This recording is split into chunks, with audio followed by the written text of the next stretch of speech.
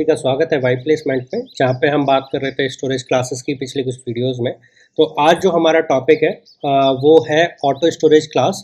आई guess इससे पहले आप अगर नहीं देखे हो तो आप एक डेफिनेटली वीडियो देख लो जो कि हमने बनाई थी मेमोरी लेआउट पे इन सी लैंग्वेज। तो आज हम बात करेंगे ऑटो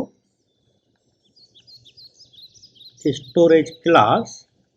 ओके, बेसिकली जो हमारा बेस लैंग्वेज है, so base language is C. तो हम सी लैंग्वेज के बेसिस पे बात करने वाले हैं। Okay, so the syntax to declare these kind of variables. Okay, because हमें पता है कि स्टोरेज क्लासेस अगर हम बात कर रहे हैं तो ये किसी ना किसी वेरिएबल से एसोसिएटेड रहती हैं।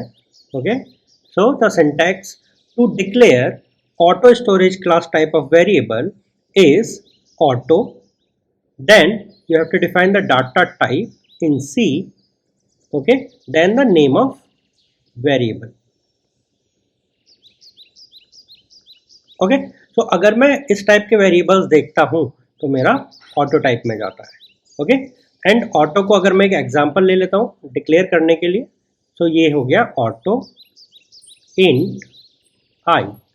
So I over here is a auto type of class variable of type integer. Int stands for integer. Okay, and by default इस पे थोड़ा नोट डाउन करने की बात है कि बाय डिफ़ॉल्ट अगर मैं लिख रहा हूँ तो डेफिनेटली ये कुछ इंपॉर्टेंट चीज़ है। ओके, एंड आपको इस पे फोकस करना है। By default every local variable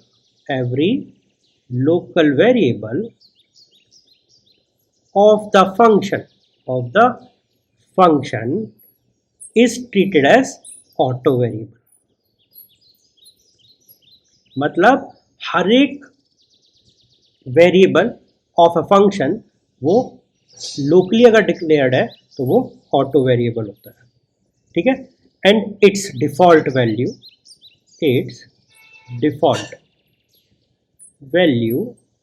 is garbage value.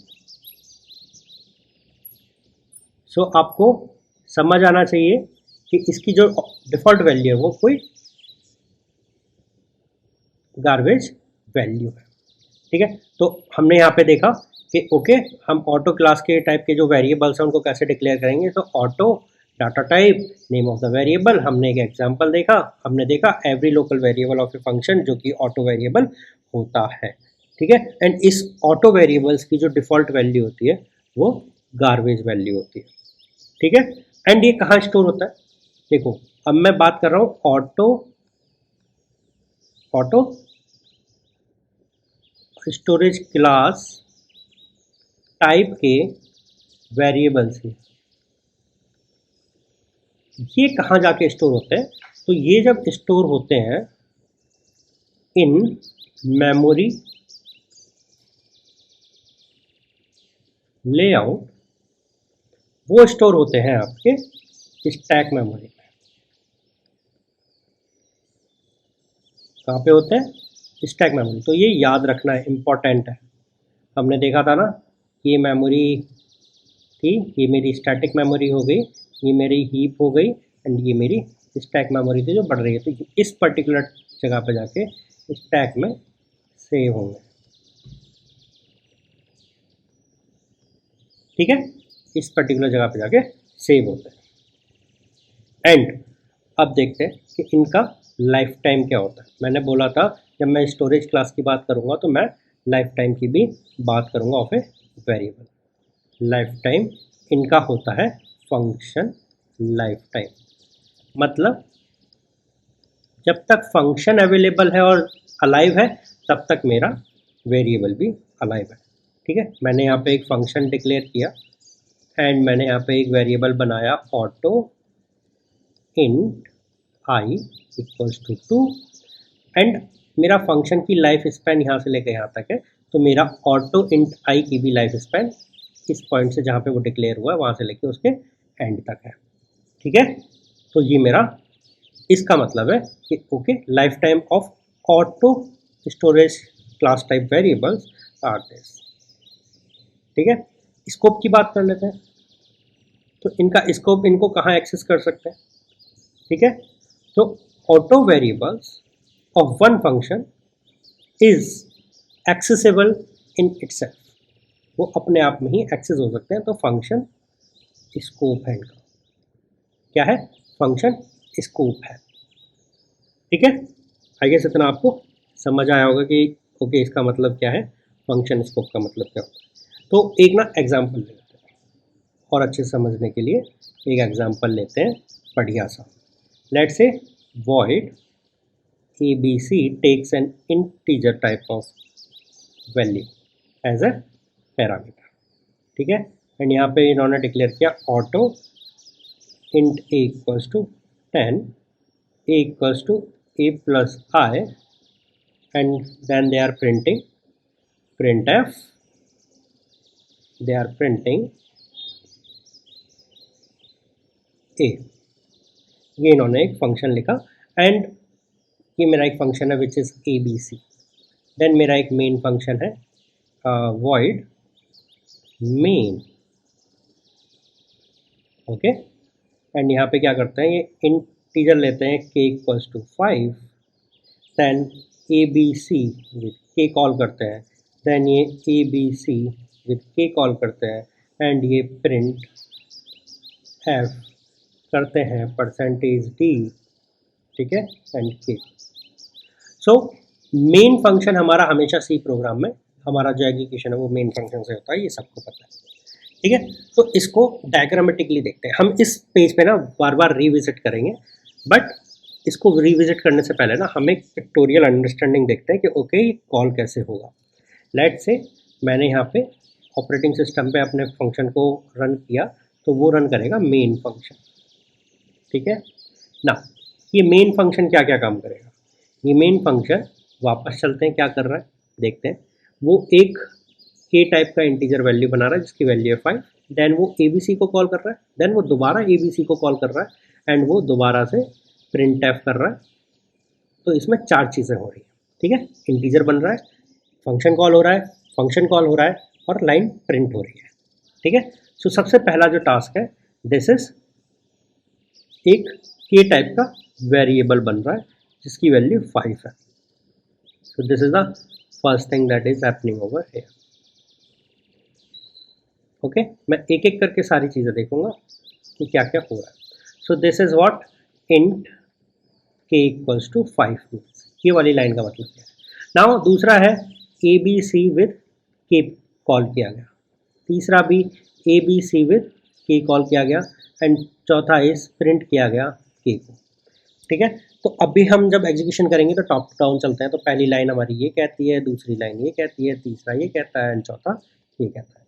हमने देखा पहली लाइन का इंट के इक्वल्स टू 5 का मतलब है कि एक वेरिएबल डिक्लेयर किया जो कि जिसकी वैल्यू है 5।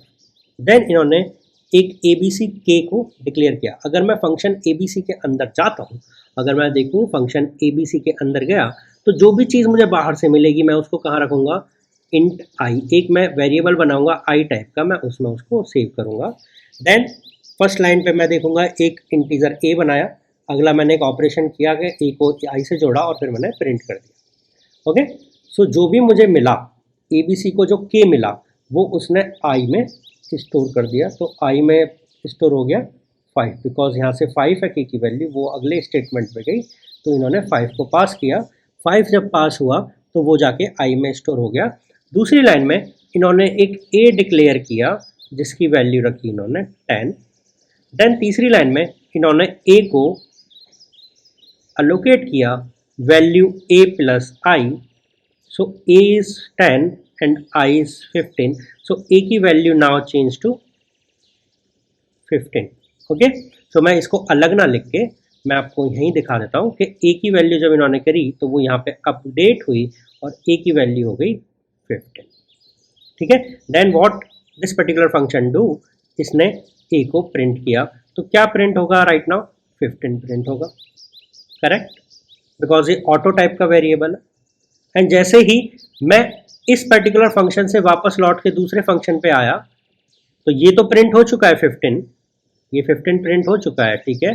बट जैसे ही मैं लौट के आया ये सब चीज़ें गायब हो गई, अनअलोकेट हो गई, ठीक है, अनअलोकेट हो गई। अब वापस से हमने अभी देखो क्या हुआ था, मैं यहाँ पे ना आउटपुट लिख देता हूँ, आउटपुट क्या क्या प्रिंट होगा इस सीक्वेंस में।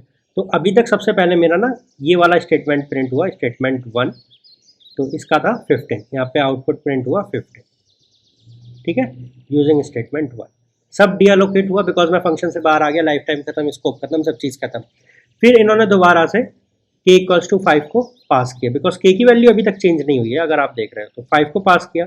मेरे पास में एक वैल्यू है जिसको मैंने i इक्वल्स टू 5 बोला, बिकॉज वो मेरा इंटरनल पासिंग पैरामीटर है, उसको मैंने 5 दिया। मैंने एक और ऑटो वेरिएबल क्रिएट किया जिसकी वैल्यू 10 थी।